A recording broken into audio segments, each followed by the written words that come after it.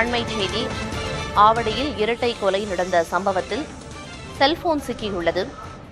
ஆவடி அடுத்த மெட்டனவல்லியில் நேற்று இரவு சித்த மருத்துவரும் அவரது மனைவியும் கொடூரமாக கொலை செய்யப்பட்டனர்.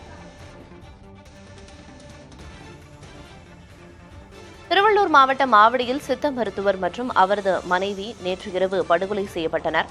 இந்நிலையில் இந்த கொலை சம்பவம் தொடர்பாக செல்போன் ஒன்று சிக்கியுள்ளது. இது தொடர்பான கூடுதல் விவரங்களை வழங்குவதற்காக செய்தியாளர் நவீன் இணைப்பில் இருக்கிறார். நவீன், அந்த கொலை நடந்த இடத்திலிருந்து இப்ப செல்போன் சிக்கி இருக்கிறது. அந்த சம்பந்தப்பட்ட செல்போன் யாரோடது அப்படிங்கிறத காவல்துறையினர் கண்டறிய தொடங்கியிருக்காங்களா? என்ன விவரம்?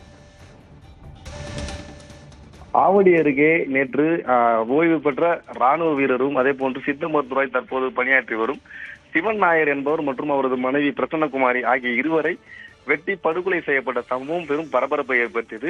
இது தொடர்பாக ஆவடி துணை ஆணையர் ஐமன் ஜமால் தலைமையிலான போலீசார் விசாரணையை துரிதப்படுத்தியுள்ள நிலையில் பிரேதம் கிடந்த அருகேவே செல்போன் ஒன்று கண்டெடுக்கப்பட்டுள்ளது.